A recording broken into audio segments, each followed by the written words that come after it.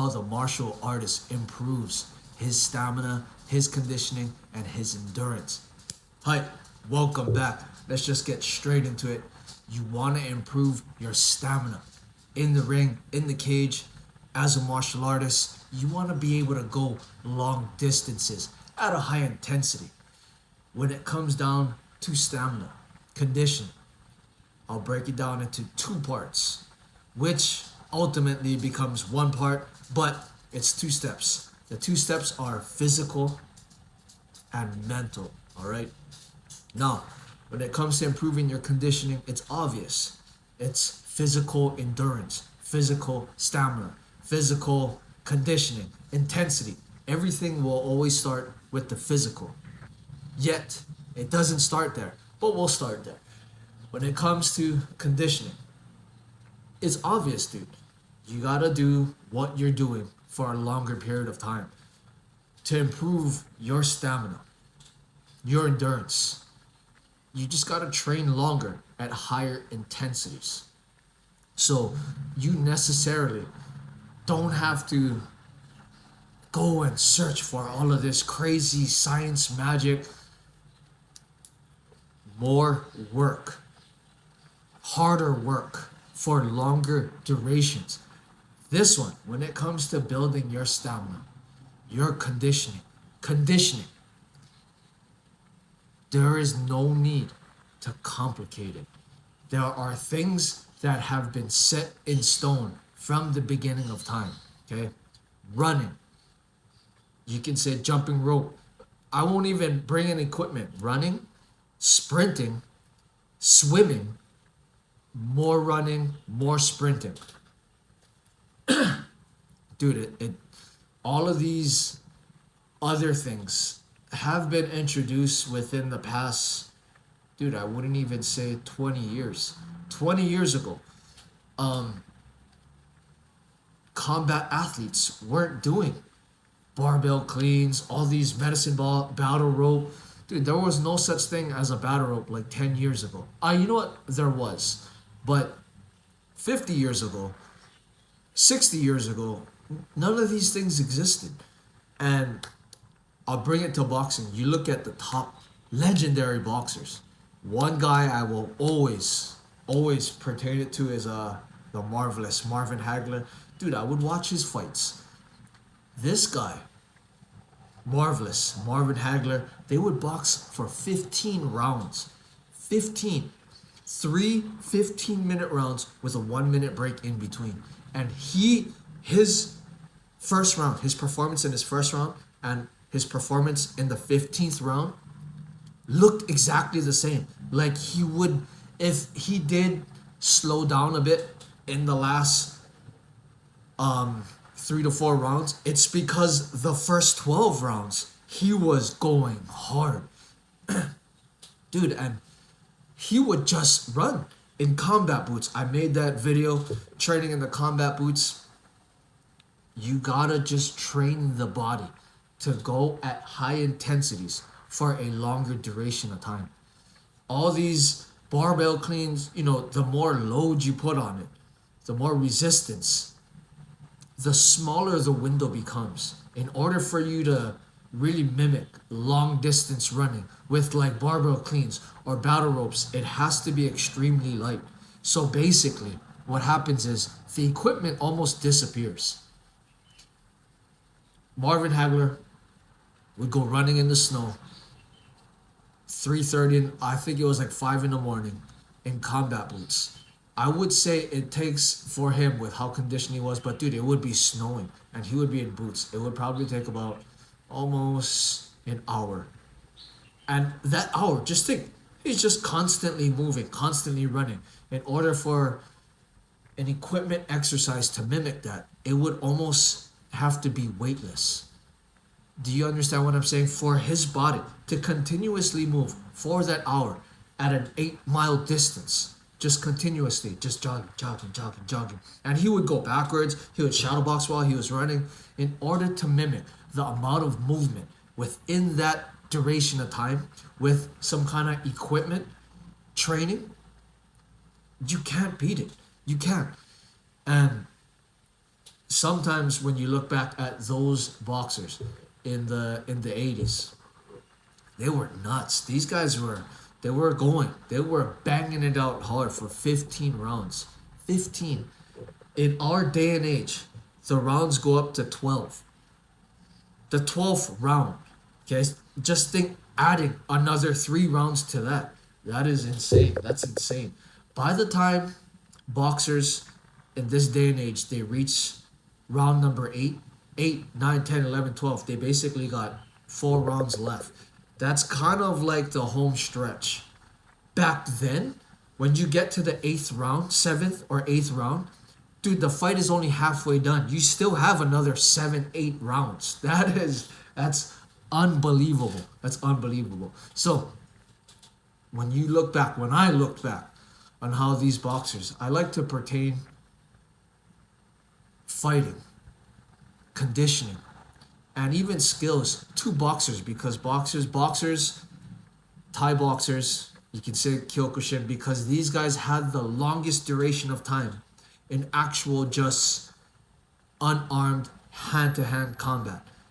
There is really no, dude, there's no form competitions in boxing. Everything, in order to compete in boxing, Thai boxing, you basically had to have another person in front of you. There's no form competitions. There are no, you know, you're always performing your skills on another person, and that person is performing their skills on you. So with boxing, Thai boxing, Kyokushin karate, even the grappling arts, they had a lot of time to develop in actual unarmed situations. So when it comes to the conditioning, even in grappling, dude, running, long distance running and sprinting, along with hours upon hours on the mat against bigger, stronger guys, faster guys. That's all you need when it comes to building your conditioning. Now that's the physical side. This is the deeper side in which I searched long and hard for a very long time. Back when I was fighting in the ring, in the cage, my team, Bulls Pen MMA Hawaii, we were kind of known for having the most conditioned fighters. We had guys in every weight class that held a belt. And one was the skill, tenacity, and the conditioning. And in order for me to keep up, I was looking everywhere. Around this time, WEC just came up. Uriah Faber was the top guy. And I was just constantly trying to look around for how can I improve my conditioning to keep up with these guys. Like I said, I boxed as a kid. So when I got into mixed martial arts, I was 20 years old. I was still slick with my hands. Excuse me. I was still slick with my hands. But when it came time to the transitioning, going from hands to stuffing takedowns, taking someone down, and then just really understanding the grappling, trapping the arms, ground and pound, sweeping, trying not to get blasted in the face. And when I'm not getting blasted in the face, making sure like my hands are not exposed to an arm bar, arm, head and neck triangles, baseball chokes. It was a whole different world. I couldn't keep up physically, as a pure boxer. Going into grappling, Brazilian Jiu-Jitsu, my team had a lot of decorated high school state champions. And they were just like mopping the floor with me. Like I would stand up, I would go to throw a jab, take him down. I'd be so tired. They'd be grinding me up, pinning me down, trapping an arm, ground and pound, elbows, knees to the side, knee to belly. I mean, as a pure boxer, not having any grappling experience, my conditioning, I knew in my head that my conditioning for grappling wasn't there. So I would just, with my team, lots of conditioning, lots of grappling, lots of conditioning. And then there was a point where, dude, I was extremely I was in shape. I was ripped. I was walking around at about 148 pounds. I was fighting at 145. Dude, I was extremely in shape. And I was eating like crazy. I had to eat like crazy. One, I was young. I was like 21 years old. My metabolism was high. And the amount of training that we were doing, it was crazy. And I kept wondering why. Why I kept getting tired. Even though I was conditioned, dude. We were extremely conditioned. And this is step two. The mental. Excuse me. The mental. Now, when it comes to conditioning for me is the ability to keep your mind focused so that you can perform when you're fatigued. Doesn't matter. When it comes time to being in the ring, I learned this from my old boxing coach. I used to get tired. I always had a problem with burning out conditioning because of how explosive I am. My gas tank is almost limited. When I throw a punch, dude, it's like me like holding the gas and like really just like giving my all.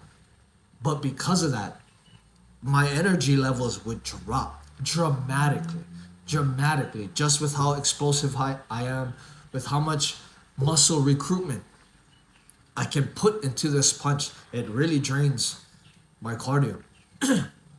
So my old boxing coach, when I was a kid, he told me, Ches, you see how you're tired? Because he would notice while we were sparring, I would get tired and I would kind of like fizzle out. My eyes would get wide and I would kind of like, I would be on the back end. I'd be on my bicycle just trying to run around and avoid getting hit. And he'd be like, Ches, I know you're tired, but you always got to think, if you're tired, just imagine how tired your opponent is. When I was younger, that thing clicked in my head. And it didn't click in my head again until I was 21. One day I was going at it, dude, with one of my teammates. This teammate of mine, he fought at 135. He was in high school. We went to the same high school. He was a state champ at 120 pounds. 115, 125 pounds. He was a beast. This guy was like a Tasmanian devil, like the relentless. Even though he was skinny and small, his takedowns, his technique on takedowns, along with his just pure tenacity and his strength at his small size, with his speed, his explosiveness, and just keep shooting. Like, one day we were sparring and he kept putting it on me. And like, I was doing my best to use my hands. I fell back on my strength, which was my hands. And he was timing it. Every time like I was trying to keep the distance, he would take me down, pound me out. And like, because I was a little bigger, I was about, like I said, 148. I could kind of, and we were sweating by then. I could kind of slip out, get back to my feet, but he would push me against the cage, really work the body shots. And you know, when he's working body shots, I go into my boxer mode, boom, boom, boom. Like I can block everything. Once he saw like I could defend and get into my parries, he would go back down to my legs, take me down, hold me against the cage, pound on me. Boom, the round was done. We went about 3 5-minute rounds. We were like, and he was drilling me. And he was like breathing hard. I was walking around and I was staring at him. I was like, fuck, this guy's fucking me up. And I was like breathing so hard. In my head, it was playing on me. Then somehow I glanced at him. And he had his hands on his hips. And he was like really sucking wind. And I was like, you know what? The quote came into my mind. As much as I'm tired, he's just as tired. And then it clicked. I was like, okay. Now I understand that he's just as tired. And that in order for him to continuously take me down and pound me out, it's taking a lot out of him as well. So maybe if I just attack him before he does all these things, instead of like trying to backpedal, create distance, throw leg kicks, throw teeps, instead of me trying to just control the distance and run away and stuff his takedowns, maybe I should press him. I know I'm tired, but I see that he's tired as well. If I try to go against him and fight him at his game and do what he's doing to me, maybe I can reverse this whole thing. Boom, the bell rang. Doo-doo-doo-doo-doo. And that's what I did. I pressed him.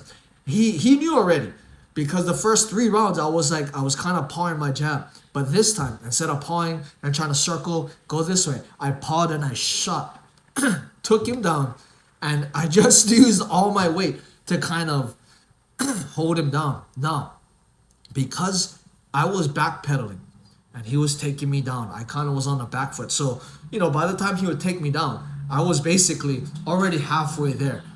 He didn't have to work too hard. But this time, because I took him down, the first 3 rounds, he wasn't on his back.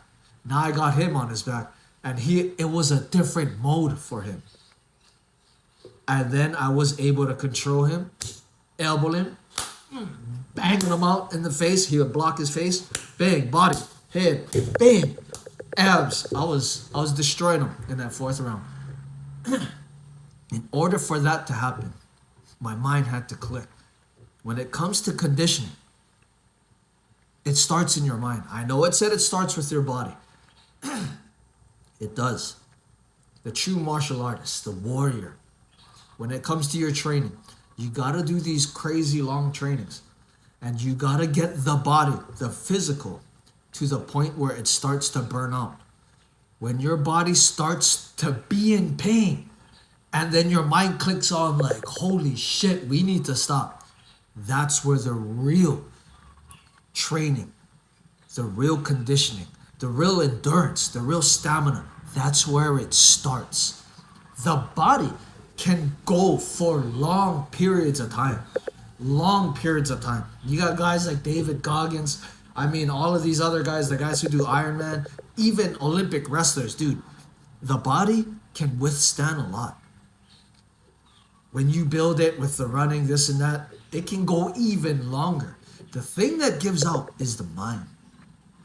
In order to have supreme conditioning, you gotta do your training to the point where you have all your skill training, your drills. Then you gotta get to that point of fatigue where the mind is just, it's begging you to stop. When you get there, then that's when you gotta click it on. And as the martial artist, one who is in tune with the spirit, in bliss, he comes to understand that everything starts. It doesn't even start from the mind. There's an essence behind the mind. When pain kicks in, the martial artists, the old school kung fu masters, they use this essence to control the mind. I was just watching a movie, Rise of the Legend. They were in horse stance and they were holding a teacup and they had to show their strength.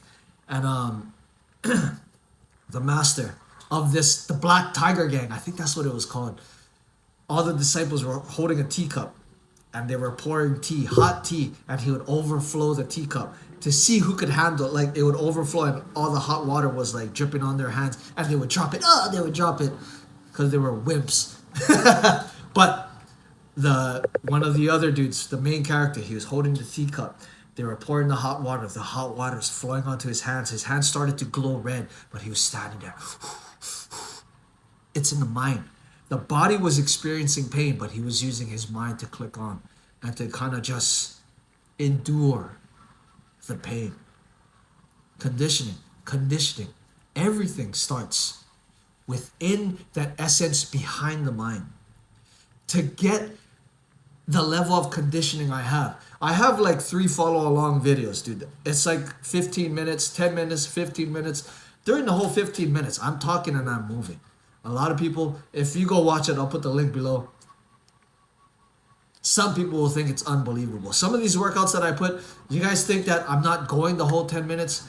I'm going to do more newer follow along videos, but I change the pace, but I do my best to keep going throughout the whole workout. In order for me to do this, there is a time where it's like the body warms up and then, okay, we're in our stride. Then once the stride passes, we are in the pain zone. When that pain zone comes on, it is up to me, to my essence behind my mind and my body, to use the tools that I have, my mind and my body, to just animate this intensity within. It's hard for me to really display it while I'm talking. Okay? But in the end, all of us have this essence behind our mind. The body and the mind, they're on a feedback loop. You know, when I punch you in the face, the nerves in your face send the signal to your brain. Your brain starts to filter it out. Okay, okay, okay. Then the brain sends signals to your body like, okay, this is what we got to do. We just got hit in the face. We analyzed our situation, this and that. Da-da-da. You see how that whole process, the body receives information. That information goes to the mind. The mind filters it out, and then it sends information to the body on what it needs to do. There is an essence behind that. That loop is just mind and body, mind and body, mind and body.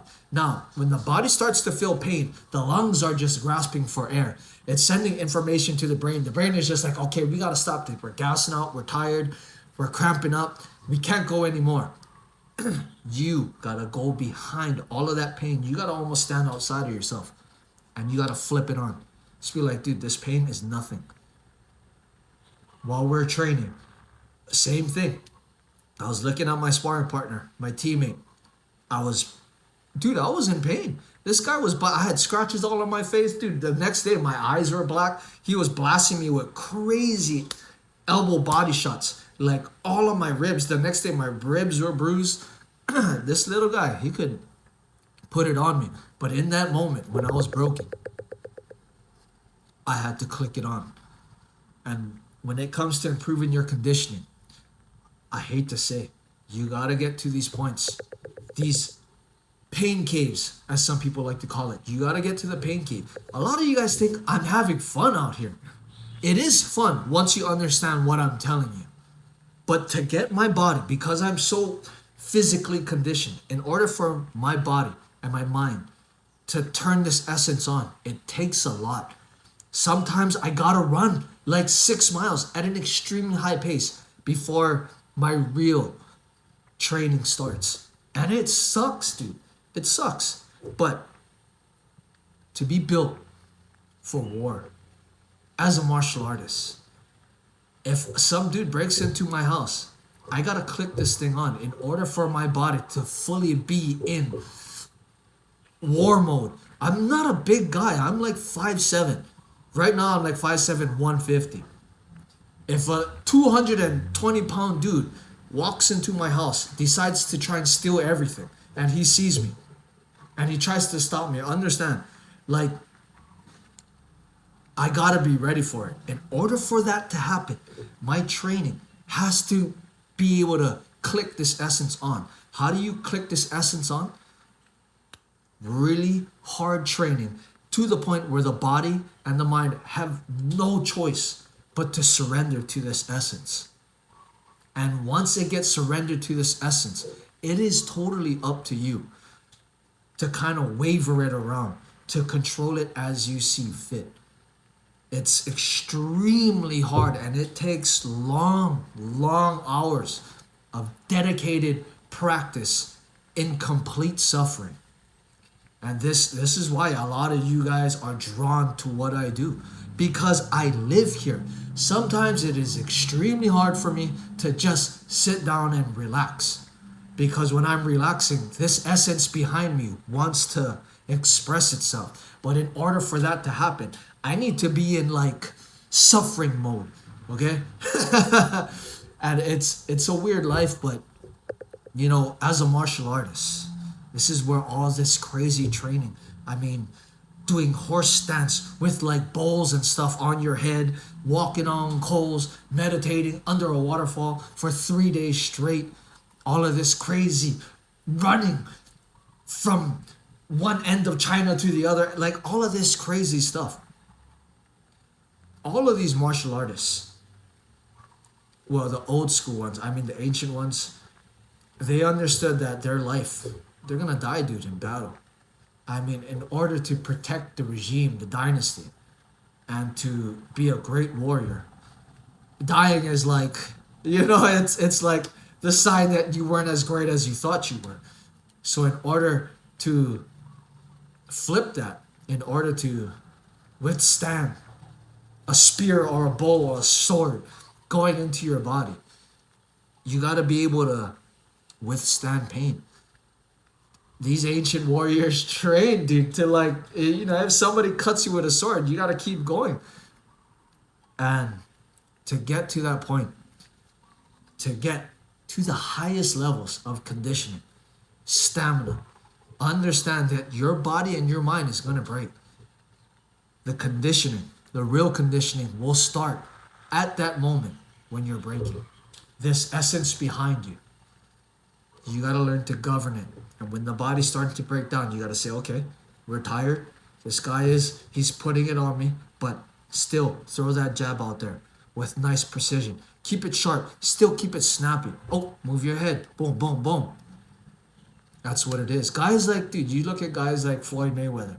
You look at guys like Marvin Hagler, Muhammad Ali. Dude, they were all tired. They were all tired. But it was the mind that clicked on and governed the body. As Ali said, I'm the greatest. Float like a butterfly, sting like a bee. I know there were times when he was extremely tired. And those quotes, those affirmations kicked on. Dude, that is the essence behind the mind and the body. That was manifesting itself into a boxing form. And just using the vessel called Muhammad Ali. That's all this is. And in order for you to achieve these crazy levels of conditioning, this is what your training has to be. It's going to take a long time for you to understand this, because you essentially have to just put yourself in suffering. You're going to have to suffer willingly to click on this essence behind everything. You're going to have to get yourself to a point where the pain is so hard, but you're just not going to give in. And this pertains to everything, dude. Whether it's trying to grow your TikTok, dude, there's going to be a point where the mind and the body is just going to be like, what is going on? This is not worth it. This is like, there's too much pain going on. We got to quit. But that's when, right when you say, I'm going to quit, you can flip it. But you gotta be in that pain cave. You gotta be in that pain cave. So when it comes to conditioning, to wrap this up, 2 steps: physical, mental. The mental influences the physical. The physical influences the mental. When these two break down, it has no other choice but to be the slave to the essence. To get to this essence, the pure, raw strength of the universe.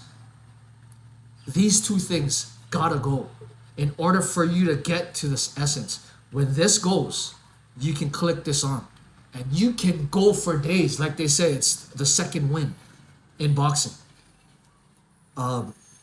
Once you get that second win, runner's high.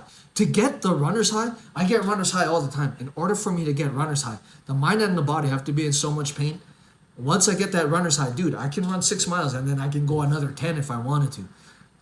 There's points in my training where I understand, okay, I'm almost about to hit this runner's high. Runner's high is just a release of dopamine, all these chemicals from the brain to signal the body. Because the body is just like, it's in so much pain, and the brain is just like, dude, this guy's not going to stop. So we got to shoot it with endorphins and dopamine to just keep the body together. And that's what a runner's high is. So the body doesn't break down. There's points where I know, okay, there's so much pain. I know when it's going to kick in, so I just keep pushing. Of course, when I'm done with training and the next day, I'm going to be stung. So that's when you got to focus on recovery. But the mind and the body got to break in order for this essence to take over. And that's how the martial artist creates elite levels of conditioning. You got to hit your head against the wall. Keep hitting your head against the wall until you understand that the mind and body are just a slave to you. And you gotta be able to have the strength to govern it and say, I am not gonna quit in this pain. Better yet, when we're feeling this pain, I'm gonna be even sharper, even faster, much more explosive, much more cunning. And that's what it is, man. That's what it is. And like I always say, always remember, train hard and be kind until next time. Ush!